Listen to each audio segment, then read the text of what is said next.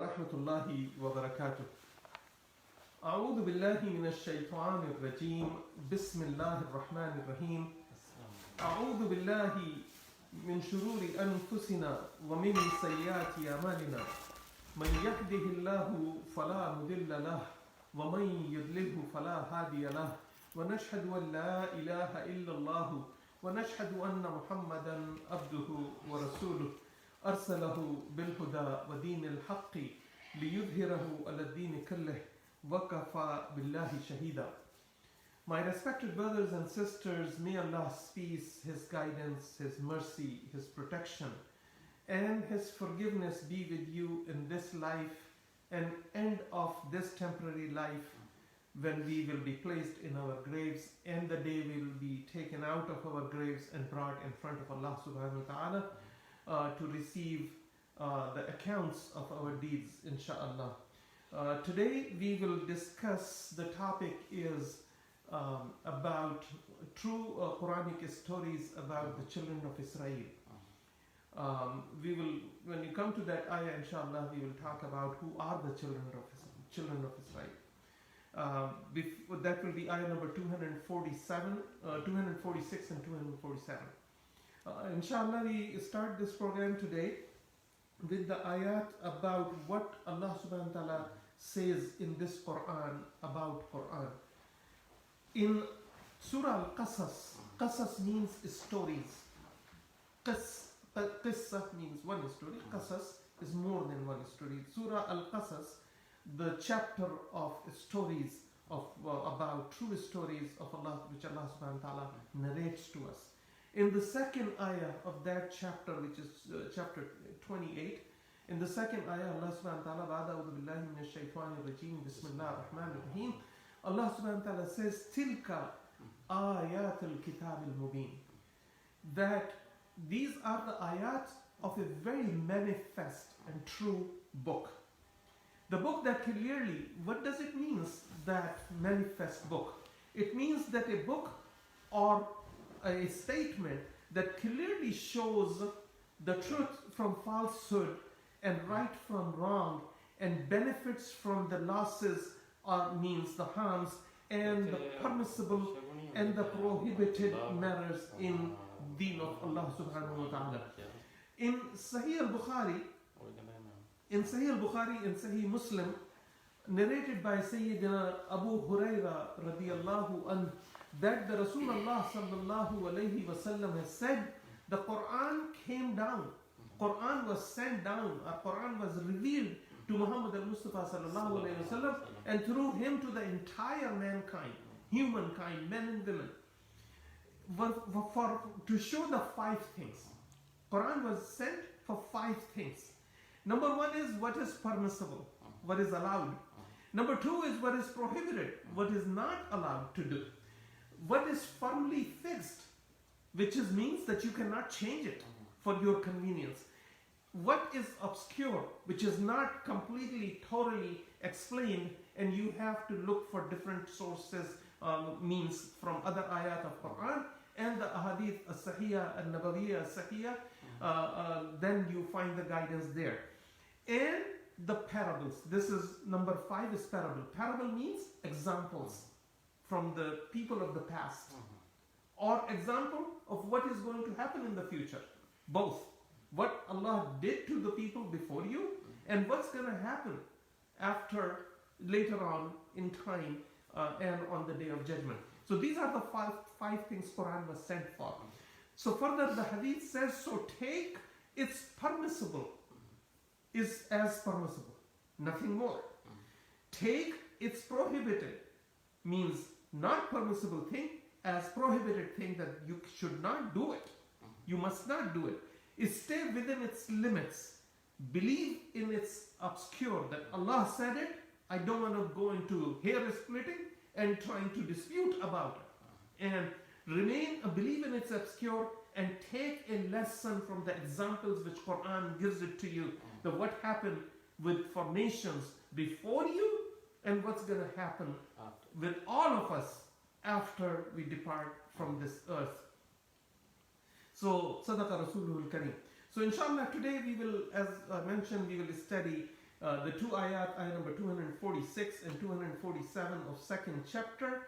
So we start with the recitation and then translation and then the tafsir.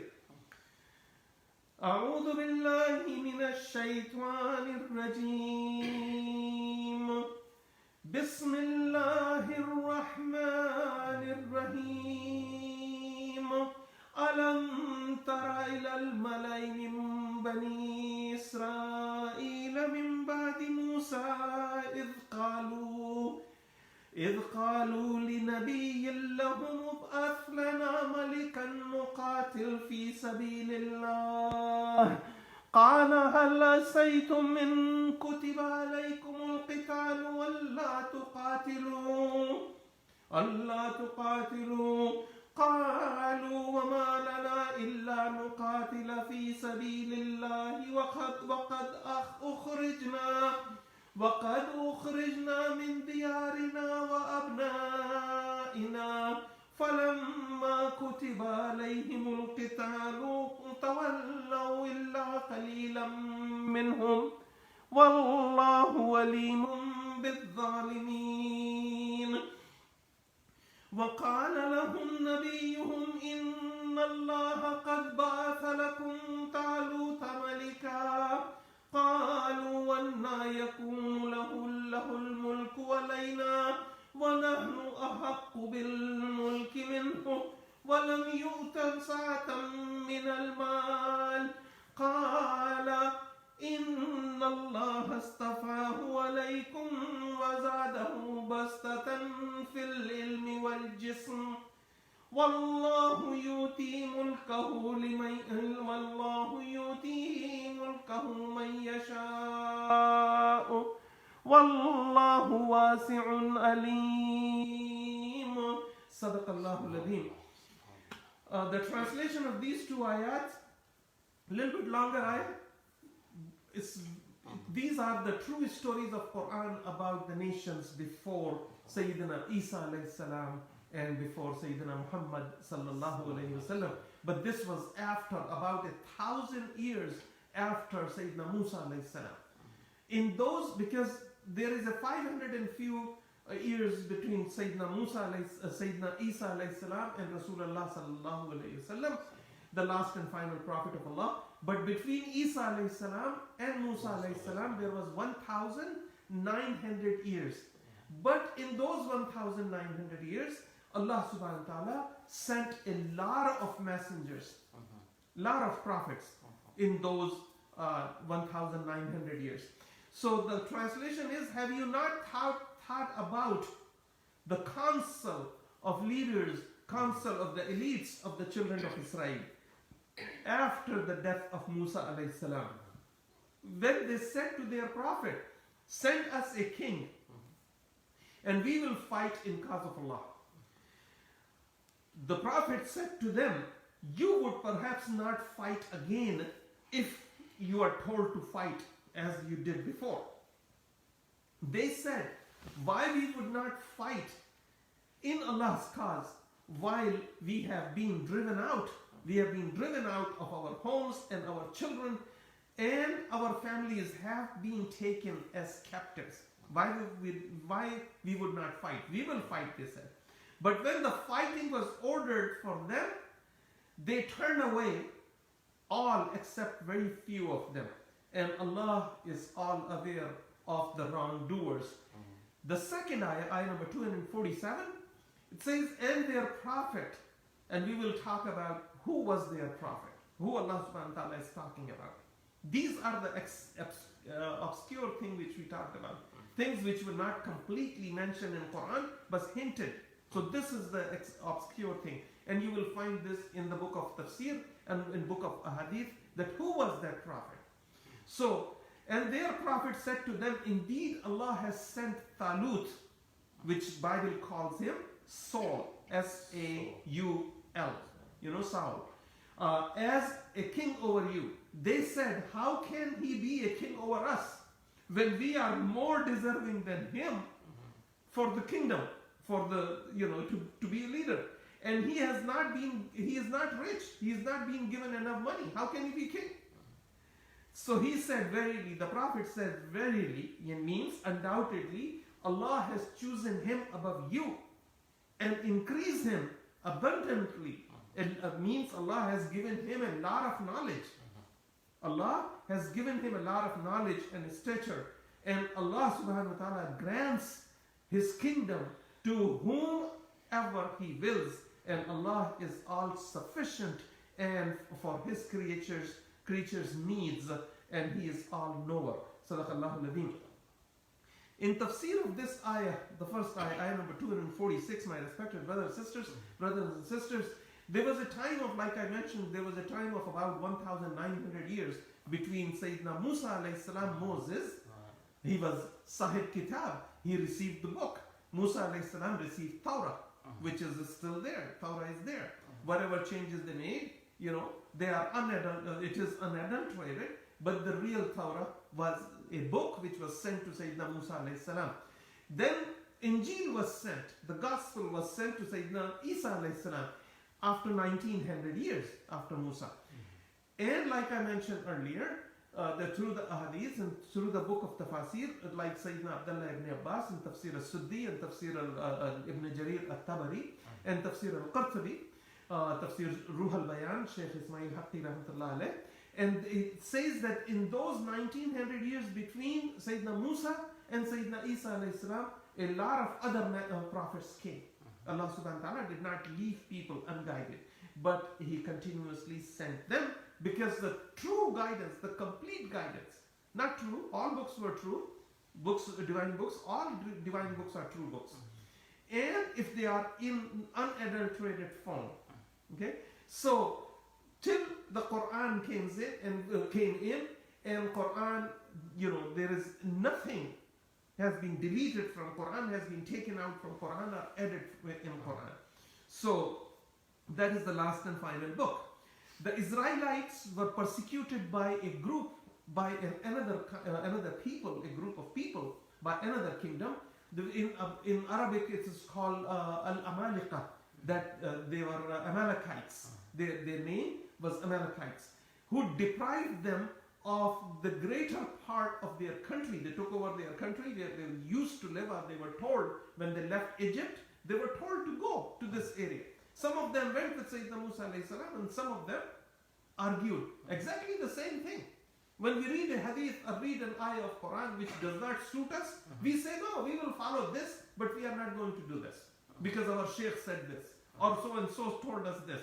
So we will continue to do something else, and just pick and choose in Quran, Ayat billah, which is a very, very major sin. The Israelites, when the Amalekites, Amalika, persecuted them and deprived them and took over their land and took over their families and made them slaves and servants and all things like that. At that time, Allah subhanahu wa ta'ala sent, after about 1,000 years after Sayyidina Musa alayhi salam, Allah subhanahu wa ta'ala sent a prophet called Shamil. Another narration says that Allah subhanahu wa ta'ala sent Sham'un. So it doesn't matter whether his name was Shamil or his name was Sham'un, but there was a prophet. Sham'un came in, and his actual name, in Bible, his name in Bible is Samuel. Wa alaikum salam wa rahmatullah. His name in Bible is Samuel. Okay, so when Prophet Samuel came, which is Samuel of Bible, he was also not only the prophet, but he was also a ruler appointed by Allah subhanahu wa ta'ala over the children of Israel. Who are children of Israel? Those who come to this program, mashallah, tabarakallah, brothers like you and those who follow up on different medias, they know the children of Israel are the children, or the what you call the tribe of Sayyidina Yaqub alayhi salam. And Yaqub alayhi salam's nickname is in Urdu or Turkish and all that, called laqab, that in their nickname was Israel. Israel means exactly the same thing as what means in Arabic Abdullah, the servant of Allah, slave servant of Allah. So that was the name of the prophet. It tells us the prophets were only sacred or only honored because they were servants of Allah. They were not God. They should not be worshipped. They should not be worshipped. They did not change anything or added anything in the religion of Allah. They are respected and honored because only because Allah honored them. That's why we honor them. So when they were told he was older in age, Prophet Shamil was older in age, and he was a man of peace. These people, those children of Israel, they were 12 tribes. There were 12 children of Sayyidina Yaqub alayhi salam, and after each and every child of Yaqub alayhi salam, they started a tribe. Okay, so one of the tribe which most of the leaders came from were Levites. You know, Levites, the Levites genes which we understand. Right? So the Levites was one of the tribes. The leadership was among the Levites. So the majority he was older in age, and they continuously, these people, the children of Israel, all 12 tribes, continue to bother Sayyidina Samuel alayhi salam, Shamil alayhi salam, that you are old, you are weak. We need a stronger king. You can remain the prophet, okay, like it was in their hand. You know, that you can remain the prophet, but we need a king who can fight for us and win our battles over the Amalekites, Amalika, you know, in Arabic, Amalika. So we can get our land back and we can come out of the servitude of the Amalekites. So, Sayyidina, let me go to Tafsir al-Sindi, and it says majority of and why they were doing this, because even at the time of prophets, you would see, like us, you know, or like the Christians, the so-called Christians, that there are those who completely follow the book of God, and they do not violate anybody's rights. Among the Muslims are some same people, and among the Jews are also same people. Those who are following the word of Allah, okay, they don't violate your limits. They don't take away your rights. You know, they don't cheat you or lie to you or, you know, behave badly to you.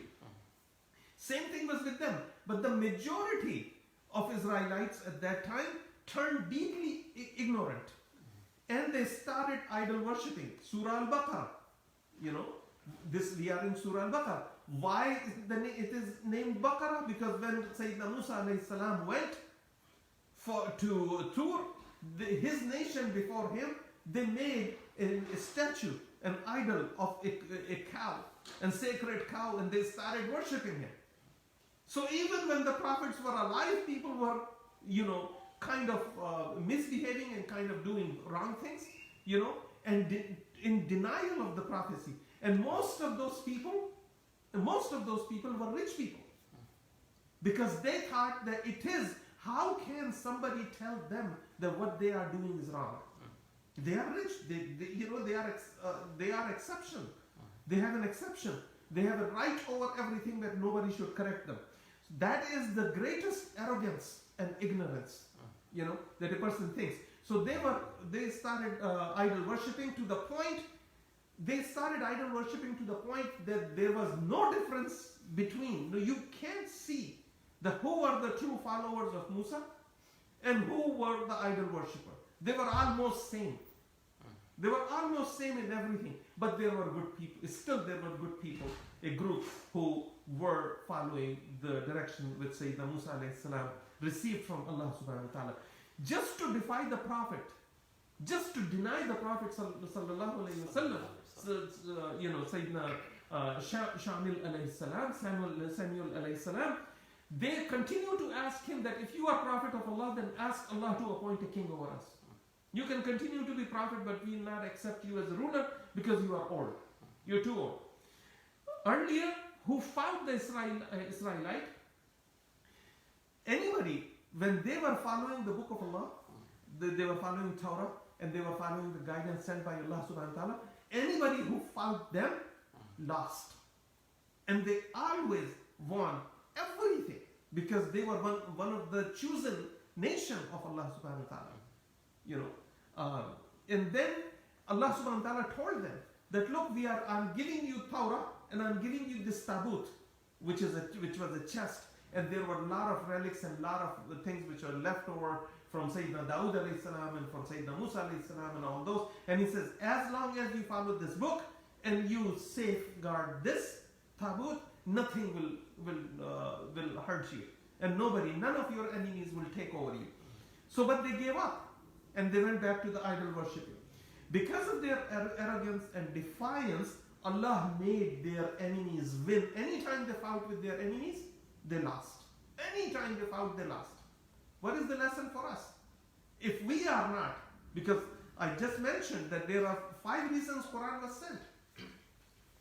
That what is permissible, what is prohibited, right? There were 5 things. And then we need to know what is permissible, what is prohibited. If we just memorize Quran and don't understand the meaning, you remember what happened last week. Last Friday. So if you don't know the meaning and you just memorize, you do not understand what you are saying or doing or what you are following.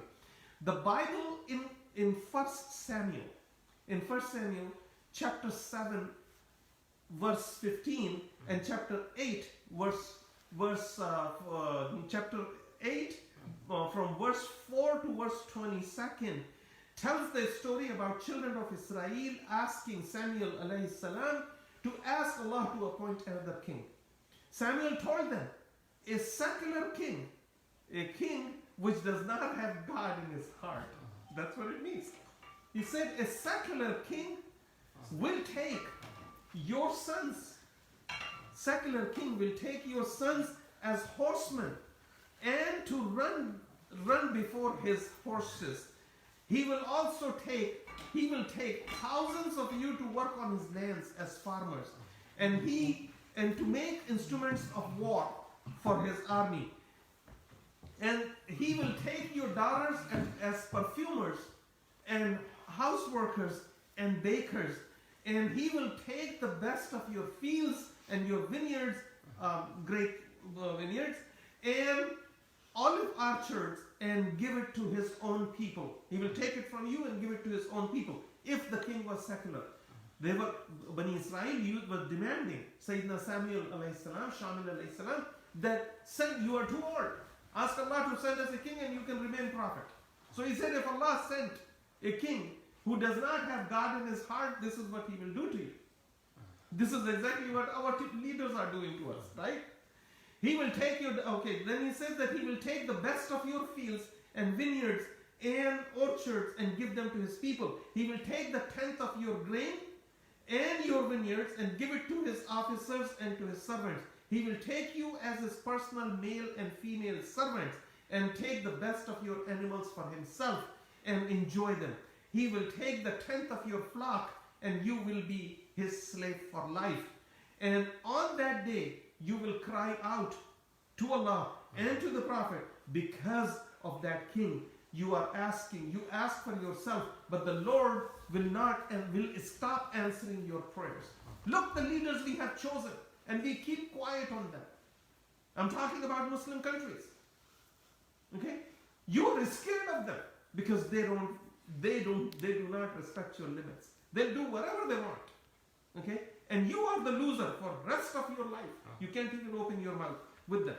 These are the examples. Allah subhanahu wa ta'ala, Rasulullah sallallahu alaihi wasallam in that hadith said that the final thing he said out of 5 reasons what Quran was sent, the last reason was that you will take lessons from its parables, from its examples. So this is the example from Bible with Sayyidina Samuel, Shamil in Arabic, alayhi salam, is telling the Bani Israel that if you have a leader who was not on the right path, this is what he would do to you. But the people refused to listen to him when he said that. The Bible tells us that people refused to listen to Samuel, peace be upon him, and said, no, our king will make us do things like the other nations do, and he will govern us, and he will fight us, and he will return our honor to us. All our kings and president and prime minister tell us that if I'm not there, you will be lost. This is the same example. Thus the Jews disputed with their prophet while they were supposed to obey him. They were supposed to obey the Prophet? No, they were disputing the Prophet and accept the guidance and refuse to accept the guidance which the Prophet received from Allah subhanahu wa ta'ala. Prophets do not say anything from their heart. They are guided by Allah. You know, in Surah Najm, it's a very, very famous, you know, it begins, وَالنَّجْمِ إِذَا هَوَى وَمَا دَلَّ صَاحِبُكُمْ وَمَا غَوَى إِنْ هُوَ إِلَّا وَحْيٌ يُوحَى أَلَّمَهُ شَدِيدُ الْقُوَى. So that Prophet does not say anything from the concoction of his heart, or the desire of his heart, or whatever he thinks, and he says, no, this is what you should do. The glorious Quran does not go in details about Prophet Samuel alayhi salam and the children of Israel, except to teach the extent of their cowardice and self-indulgence that had become part of Israelite life, and to show how the lack of moral restraint from a common man to the king and not following the commands can change their conduct and ultimately led them to decline in this life and decline in the next life. You know, the aim of Qur'anic narratives, why Allah subhanahu wa ta'ala is telling us these stories, نَحْنُ نَقُصُّ عَلَيْكَ أَحْسَنَ الْقَصَصِ, that we teach you the stories, the true stories of the best of the stories for you, so that you can take examples from it, and you can learn from it, and you either start doing the good things people before you used to do to receive a good reward in Day of Judgment, or avoid the mistakes which they made, so you will again receive the reward in the Day of Judgment. That's the purpose of these stories, true stories in Quran. The aim of Quranic narrative, Tafsir Al-Qurtubi says, is for the Muslims to learn a lesson, so that the same weaknesses, communal weaknesses, individual and communal weaknesses, that one person's mistake of the entire community falls into it. You know, you invite people of a barbecue in the park, see how many people show up. Benefit. People are looking for worldly benefit. Wallahi ladhi. And this is a sign of declination, that we just go for what we like, you know, and you invite people, 150 people show up, right? And when the time of prayer comes, there will be 4 or 5 people praying. Just imagine what we have chosen to do for ourselves. That's what Quran is showing us.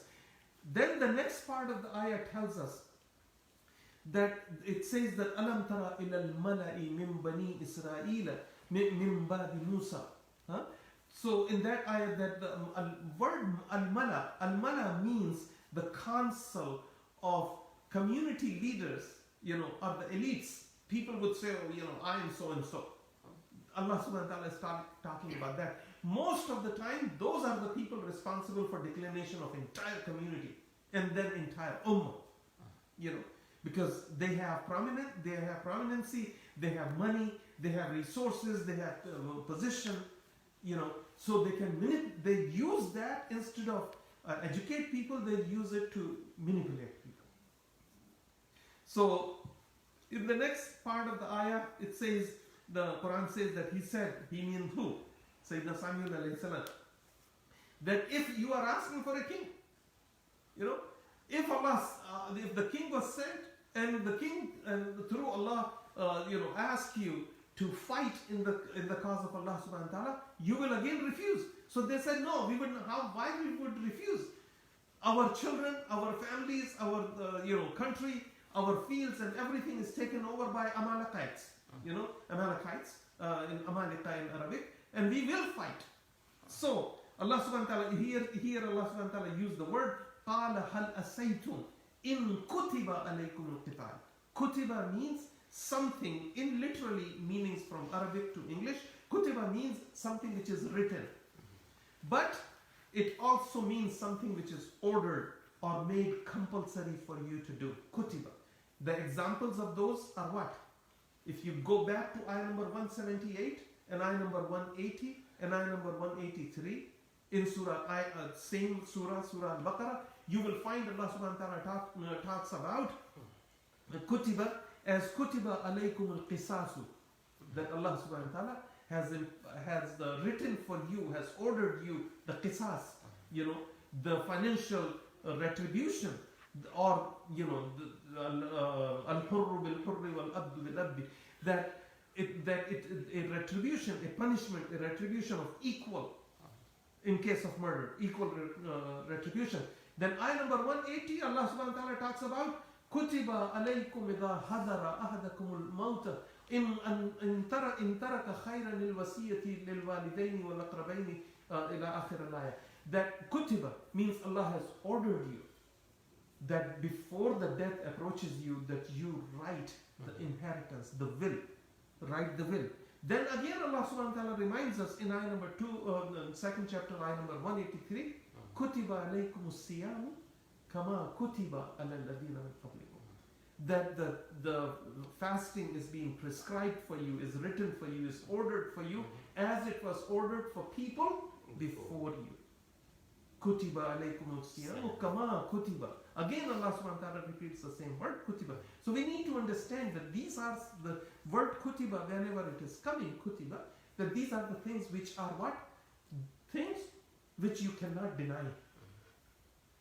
You must follow. Things which you must follow in Quran. So the Prophet Shamil alayhi salam said, perhaps you will defy the orders of fighting as the majority of you did earlier, and continue to defy the other orders of the Almighty Allah when you ask for guidance and He sent it to you. You do not follow it and you become defiant. This is what Quran says, that Prophet Shamil, Prophet Samuel said, and then Bible saying, this is the quote from Bible.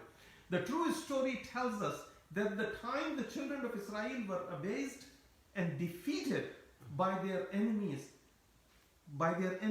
and they were asking for permission to fight if Allah sent them a separate king, and leave the messenger there, Samuel there, but send him a king. So the greatest hypocrisy, my respected brothers and sisters, in faith is to question. What is the lesson from here? Allah subhanahu wa ta'ala has sent the prophet. Allah subhanahu wa ta'ala has sent the same prophet as a ruler. They had a problem with it because he was correcting their manners and they are correcting their attitude. Okay, they wanted to be jahil, they wanted to be illiterate, arrogant, and ignorant, and prophet was guiding them. So they say that if the prophet continues to talk, but we have a king who continues to tell us something else, at least because of him fighting for us, we will get our land back, and we will get everything which we want in this dunya will be back in our hands. So the hypocrisy is that orders of Almighty Allah, for the sake of argument, people start denying it, or people start arguing with you. You're doing something, people would say, well, yes, Allah subhanahu wa ta'ala said it, but this was 1400 years ago. Well, Adhan is 1400 years ago. Should we change it? Qibla is 1400 years old. Should we change that? The prayer, the ruku and sujood, and number of rakat in prayers and fard is 1441 years old. Should we change that? Astaghfirullah, na'uzubillah. This is the hypocrisy when people will expect that when they are in a different time, Allah should have changed the rules for them. Who are you? Look at the dominion of Allah subhanahu wa ta'ala. We are nobody. If you look at the whole, everything which Allah has created, we are nobody. We are not even a dot in the domain of Allah subhanahu wa ta'ala. Okay? Regardless of how much money you have, you're nobody. Because then the word Allah, the next thing comes in this ayah is فَلَمَّا كُتِبَ عَلَيْهِمُ الْقِتَالُ تَوَلَّوْا. So Allah subhanahu wa ta'ala in next ayah would show you that Allah sent them a king, and how Allah subhanahu wa ta'ala sent them a king. And then when Allah subhanahu wa ta'ala sent them, kutiba, that ordered them that, okay, this is what you wanted, you want to fight, okay, now I'm ordering you to fight. Tawallaw. Tawallaw illa qalilan minhum. Tawallaw means that if they were facing west, as soon as they hear the order, they turn around and start facing the other one. They were begging for it, they were praying for it, they were asking for it, but when they were told to do it, they refused to do it. This is exactly what we do. This is exactly we do. We are told in Quran specifically that the prayers have to be offered in a fixed time. In a fixed time. We change it. Why? Because my uncle cannot come. You have no authority to change the orders of Allah. The one who cannot come can come whenever he can come and pray at that time. Islam is a religion which tells us that if you are hungry and you hear the adhan, go eat first. It tells us if you are getting late in prayer and you hear the prayer is getting ready and everybody has started praying, don't rush, don't jog, don't run towards it. Come with a respectful, a dignified walk and join the prayer wherever you can join. And then finish the prayer after the Jamaat has ended. Then finish the prayer. Nothing need to be rushed. Nothing need to be rushed. So when Allah subhanahu wa ta'ala told them, "Tawallaw" means to turning your back. Turning your back completely. You are going in one direction and come the order of Allah subhanahu wa ta'ala and you change the direction. You're getting sun on your face, so you can take this chair. It's okay. Take this chair. Thank you. Then Allah's command came to them. Allah's command came to them, and many of them, those who are, you see, when Allah's command comes, and people, those who refuse to follow or just follow a little bit of it, it shows us what? Weakness of faith. They are cowards, right? Weakness of faith. It shows the weakness of faith and weakness of heart, that they thought, I cannot do it. Why should I fight now? Now they forget at that time that they are the one asking for it. Now Allah has given them the order to do it. Now they want to run away from it. Okay? So everything, I want to do everything, astaghfirullah, na'uzubillah, which I think is right. Not what Allah says that the Prophet says to do. No, I know better.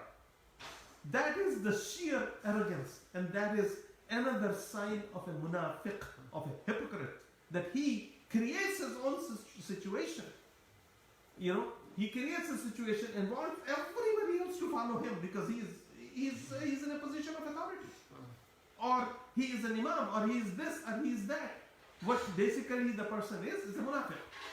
That he wants to change the orders of Allah to fit his situation.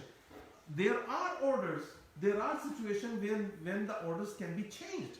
Like if you are dying, if a person is dying of hunger, he has nothing else to eat. Allah tells you if there is pork and nothing else is available, eat and protect, save your life. But once that thing is over, then فَمَنِ اضْطُرَّ غَيْرَ بَاغٍ وَلَا آدٍ فَلَا إِثْمَ عَلَيْهِ. That a person who is forced to do something in the doctrine of necessity, nothing else was available. Okay? So save your life if that one action can save your life. But then don't go back to it once you are in the time of peace and you are secure. Don't do it. If you of those children of Israel, however, is steadfast. So Allah subhanahu wa ta'ala, even the number of people in a community, my respected brothers and sisters, if the number of people in a community is very few, number of good people, Allah subhanahu wa ta'ala can still make the entire community win because of those few good people among us. We need to be among those good people instead of being the defiers, because you may win, you may have a victory, but it doesn't mean your sin is also forgiven. Forgiven are those who did not deny Allah and did what Allah said, and the entire country or entire community won. But it is because of their good deeds, But those who did it under pressure or refused to do it but still participated, are like celebrating 6th September and 14th August and this and that in case of our national days for our different countries wherever we are from. In Turkey we celebrate another day, several other days. So this is all because of Allah subhanahu wa ta'ala and because of some good people, those who were in the community, those who did right and they did exactly what Allah subhanahu wa ta'ala told them to do. This happens with wealthy nations. Why people show cowardice Why they back out? Why they turn around completely against the orders of Allah subhanahu wa ta'ala? Because they have something which they don't want to lose. They don't want to lose their wealth. If they are in a higher position of authority, and position of authority is good for you if you have good, deep-rooted iman. If you don't have deep-rooted faith, your position of authority is a huge test for us. Huge test for us. And if a person have weak iman or weak heart, should ask Allah not to put me in position of authority and don't make me rich, because I won't be able to do the right thing. So those who love the comfort and easy life, and you can see the example of that behavior, that whenever the war occurs in Arab countries, or someplace else, what do? We bring the mercenaries, we bring the foreign troops, we bring the this missile and that plane and that so many troops and things like that. Okay, because where are you? You have been buying all these arms and ammunition and everything for several years, for several decades. When the time comes for war, you want somebody else to come and fight it for you. This is hubb ad-dunya, which a hadith calls hubb ad-dunya wa karahiyat al-maut. That this is the love of this life, of this dunya, and abhorring and hating the death. How stupid that is. The only truth about life is death. Everybody knows. And those who don't know should think about it. The only truth of life, my respected brothers and sisters, is death. Only truth of life. You don't know how long you are going to live. You have a heart inside your body, your lungs, your the whole control system and everything else. What is missing is realization that I am not here forever. And money makes us do that. And that is a proof. If your money is earned rightfully by halal means, that halal money brings iman in your heart. The haram money takes iman out. Haram and iman cannot stay in one heart. One pushes the other one out. If your iman is stronger, it pushes the haram out.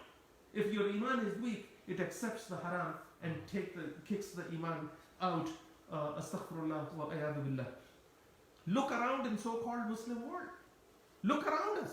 We have hired guns, mercenaries, private armies. You go in front of these palaces. The rich of our community having their own private guards with all kind of machine guns and all kind of ammunition, and they are willing to kill anybody who even comes few meters closer to their edges of their houses or the properties. Our landlords do it. Our huge farmers back home do it. Somebody is coming, maybe he is lost, but they find him on their property, they will kill him. They'll kill him, shoot him, break his legs. So this is only for the desires of some filthy families' desire to remain in power and remain in the control of resources, not for the establishing. No matter what our leaders tell you in Muslim countries, no matter what they tell you, this is not for the control this is only for the control of resources and control of money and keeping their grip on power, not for establishing peace or justice or establishing word of Allah subhanahu wa ta'ala in people's lives, so everybody can live with equity, equality, and peace and justice. That's their purpose is not that. The tafsir of next ayah, we have about 15 minutes, 16 minutes. I want to use every minute. And the next portion of the ayah, it says that, and their prophet, who was their prophet? Samuel, the Shamil alayhi salam, peace be upon him, Allah's prophet. It says, وَقَالَ لَهُمْ نَبِيُّهُمْ إِنَّ اللَّهَ قَدْ بَعَثَ لَكُمْ طَالُوتَ مَلِكًا. Wahab ibn Munabbih, one of the Tabi'i and Taba Tabi'in, so I think he does Taba Tabi'i or the Tabi'i. He says, when the elite of the council, the elite of the community, people with the clout, people with the money and authority and places and leadership, same thing. Our organizations, our countries, Same, we have people, illa man rahimallah, that except very few, who Allah is merciful upon them. Majority of them are just like these stories which Quran is telling us. Allah continuously telling us, reminding us, look how people before you were destroyed, and we continue to follow the path of destruction. And then we blame Jews and Christians. Allahu Akbar. You are told don't do it, you continue to do what they did. Among them, those who are not doing it or gave up doing the wrong things and changed their course, Allah is rewarding them. It's right in front of us. You can see it. Wahab ibn Munabbah said, when the elites of the community asked Samuel to ask Allah subhanahu wa ta'ala to send a king to show them who he was. Bring that king, show it to us. Allah said to Prophet Samuel alayhi salam, keep an eye on the lamp in your house. They used to use oil in the lamp, right? He said, keep an eye on the lamp. Once in a while, keep looking at the lamp. Okay? It has in the stories of Quran, in the explanation of the stories of. Keep looking at the lamp, and when you see the oil in the lamp boiling, look outside by your window, there will be a guy walking. That is the person Allah wants to be king. So go out and talk to him and bring him in and anoint him. Anoint him, okay? Must on his head. So when Sayyidina Samuel alayhi salam, Shamil alayhi salam, when he saw outside and he saw the oil boiling, he saw a man walking by his door. So he went out and he stopped him. And he says, I know you are Talut, which in Bible is called Saul. So he said, you are Saul, you are Talut. And he said, yes. So he said, come in. So he said, Allah has told me that you are being appointed a king on the tribes of the children of Israel. So after the Prophet Shamil's asking Allah subhanahu wa ta'ala, Shamil didn't do it. Allah appointed Saul, Talut, as the king. Talut at that time was 30 years old, but he was from a tribe. They were called Benjaminites. You know, he was from the tribe of those 12 children of Sayyidina Yaqub alayhi salam.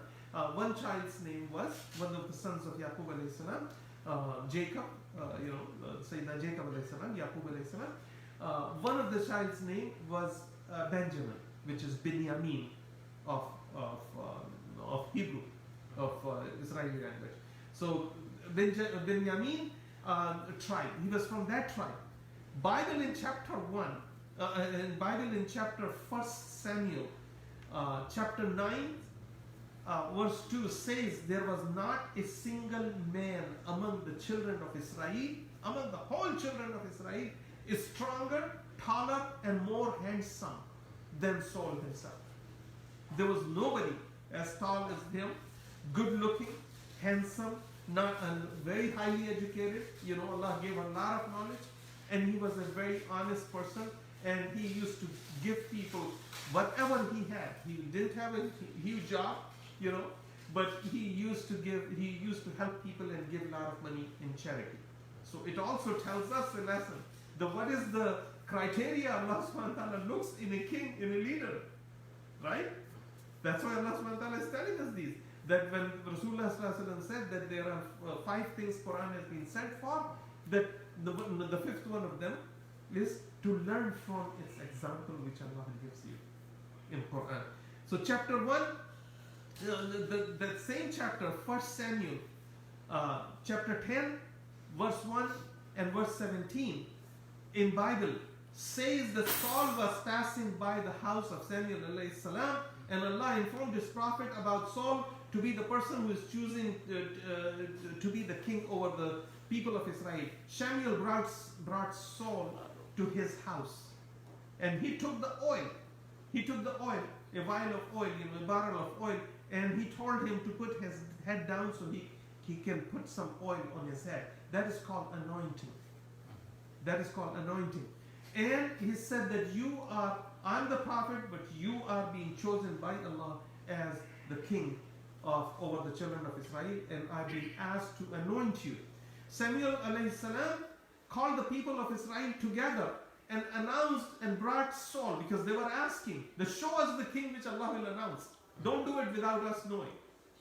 Because they were people with money, so they want everything to be controlled, everything to be under their thumb. So they said, show us. Being anointed was a tradition. To put oil in the hair was a tradition of the time. Saul was the second Israelite to be anointed by God's command to a position of leadership. Earlier, in the time of Sayyidina Musa alayhi salam, the first person, Saul was the second person, the first person which was anointed in history, means anointed, he was put oil on his head, and selected leader was Sayyidina Harun alayhi salam, who was the older brother of Sayyidina Musa alayhi salam. And Musa received the book. They both were prophets at the time, but Musa was also a messenger. He received the book. Harun alayhi salam did not receive the book. And the third case of anointment, third case was David, Sayyidina Dawood alayhi salam. Who was Dawood alayhi salam? The book, yes, but he was a messenger and the prophet both. And he received Zabur from Allah subhanahu wa ta'ala. Sahib Zabur he is called. The fourth person which was anointed in history was Sayyidina Isa alayhi salam. That's why he's called Masih. Masih means the one with the mas. Mas means to rub something. So the oil was rubbed on their head, in their hair. So that's why they were called, they are anointed by God. Allah ordered that use this oil, and they anoint them so people would recognize them that they are anointed by the order of Allah subhanahu wa ta'ala. There is no clear statement, Tafsir al-Qur'ani says that there is no clear statement in the Quran about Talut to be a prophet. There is no clear statement. But as a rightful and a pious leader. Talut was a man of knowledge of Torah at a very high level. And so Allah increased, because Allah increased his level. What does that tell us? If you have knowledge of Quran, your level in sight of Allah subhanahu wa ta'ala, and people, those who are around you, will be elevated, will be better, will be higher. People will hold you in higher respect that you have a knowledge of Book of Allah. So this can happen to anybody. And we should pray for each other that may Allah subhanahu wa ta'ala give us knowledge of this book before our eyes are closed. Wallah, it is very important. And we are just lost. There were 12 children of Sayyidina Yaqub alayhi salam. We talked about it. Most of the prophets, because after Sayyidina Musa alayhi salam till Sayyidina Isa alayhi salam, there was 1900 years period. In those 1900 years, most of the prophets, those who came among the children of Israel, were from the Levites, from the one tribe of Levi. The most of the king from the tribe of Judah, which is Yehuda in Arabic. Yehuda in Arabic. That was another tribe of another son of Sayyidina Yaqub alayhi salam, and one of the 12 tribes of Israelites. Talut was from the Benjamin tribe. So they got another argument from there. That look, the messengers come from Levites, and the prophets come from the tribe of Judah, from Yehuda, and he is Benjamin. The kings come from the Yehuda, and how comes he is a king now? Because he's not from Levites, and he's not from Yehuda. He's from another tribe. This is what the discrimination which, mashallah, tabarakallah, we practice in our daily life. Discriminate against people. This person is good because he's from the same tribe, same city, same country where I am from. Quran teaching us don't do that. Again, that there is this lesson. So they found this as an argument with Sayyidina Samuel alayhi salam. So Allah subhanahu wa ta'ala said, then they said, how can he be king, or how can he be appointed as a king over us when we are more deserving than him, and he's not even rich. Allah did not give him money. Means that if Allah would have given him money, they would have accepted him as a king.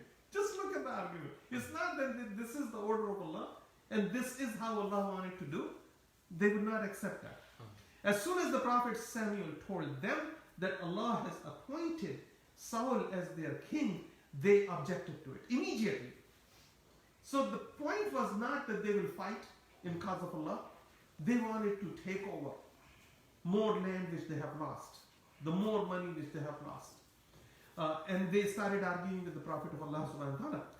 The one who argues with Prophet of Allah actually in turn is arguing with who? Arguing with Allah. Arguing with Allah has no grounds, has no standing, not in this life, not on the day of judgment, not in qabr.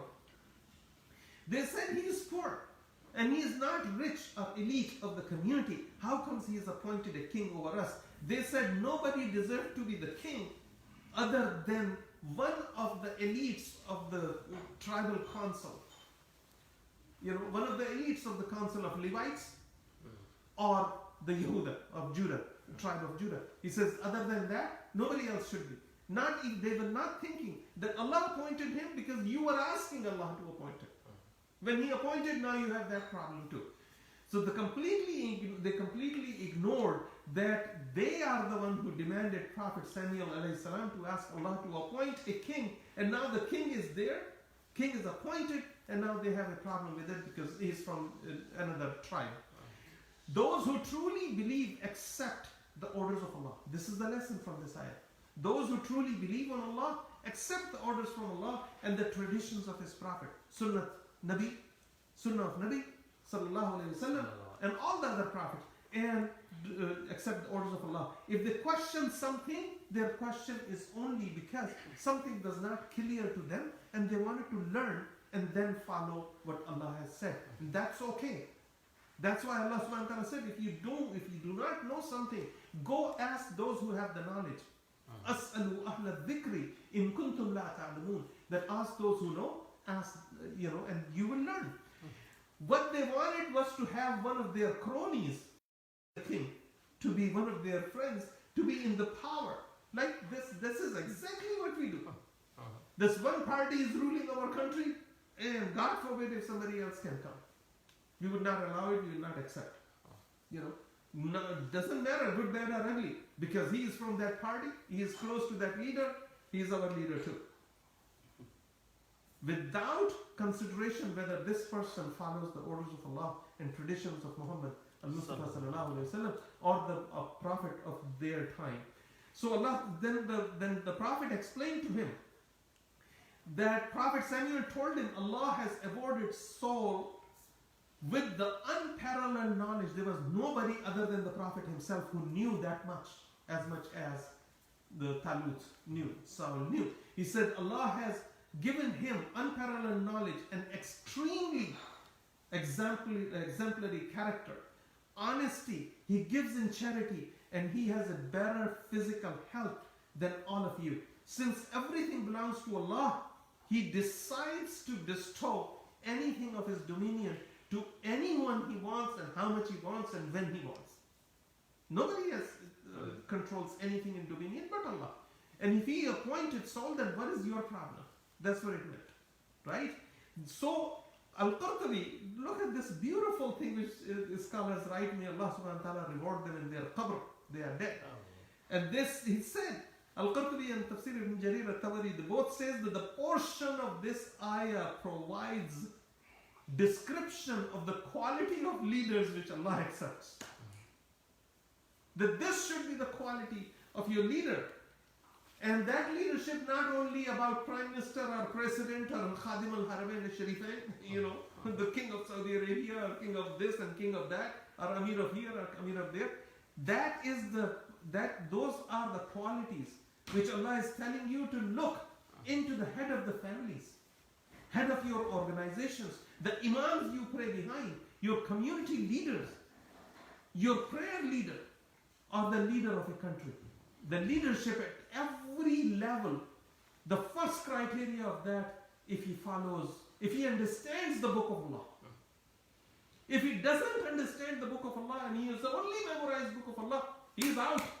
No competition. He cannot be considered if he does not understand the book of Allah subhanahu wa ta'ala.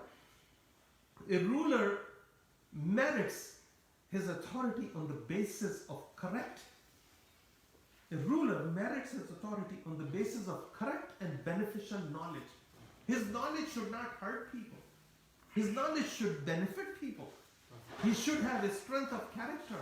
He should be pious, not a certain type of dress or certain length of beard and certain size of, the prayer mark on his forehead. That's not the criteria, my respected brothers and sisters.